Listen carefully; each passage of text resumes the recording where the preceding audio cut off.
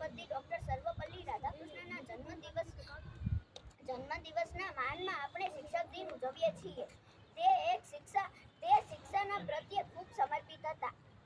તે શિક્ષકના રૂપમાં ઓળખાય છે. ડોક્ટર સર્વપલ્લી રાધાકૃષ્ણન રાષ્ટ્રપતિ પહેલા એક ચેન્નઈની પ્રેસિડેન્ટ કોલેજમાં મલયાલમ ભાષાના શિક્ષક હતા. ડોક્ટર રાધાકૃષ્ણન એક મહાન ફિલોસોફર અને શિક્ષક હતા. તેમણે એકવાર કહ્યું હતું કે હું પહેલા શિક્ષક છું અને પછી રાષ્ટ્રપ્રમુખ છું.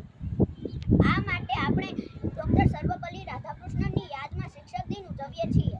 શિક્ષક એટલે શું? શીખવવા માટે મારી આંગળી ચાલી. શિક્ષક મને છેક જિંદગી સુધી મૂકી ગયા. શાળાની સૌથી મોટી સંપત્તિ એ શિક્ષકનું વ્યક્તિત્વ છે. તે પુસ્તકમાંથી શીખી શકાતું નથી. તે શિક્ષકના જીવન દ્વારા શીખી શકાય છે. શિક્ષકને માસ્તર પણ કહે છે, કારણ કે માના સ્તર સમાન એ માસ્તર. મારો નાનકડો હાથ પકડી મને એકડો ઉઠાવનાર એ માસ્તર. મારા સારા નરસાનું ભાન કરાવનાર એ માસ્તર. જીવનમાં જ્ઞાન જેવી કોઈ ચીજ હોય તે સમજાવનાર એ માસ્તર. A good teacher